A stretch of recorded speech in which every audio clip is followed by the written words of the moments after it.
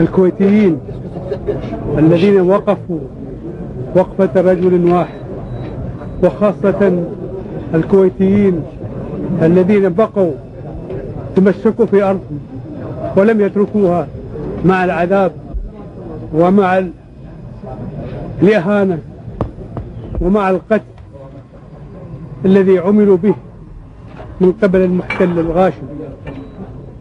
ونحمد الله كثيرا على إعادة بلدنا إلى أصحابها، ورجعت الكويت الكويتيين، وسنحفظ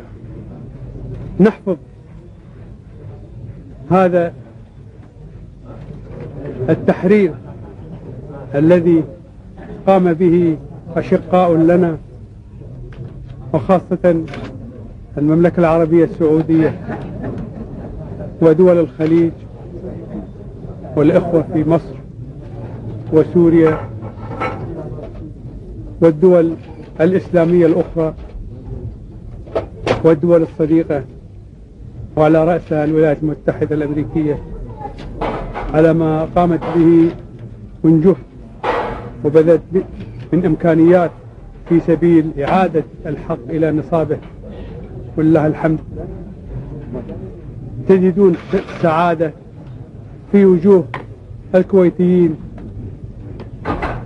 عندما رجعت الشرعية إلى بلدهم.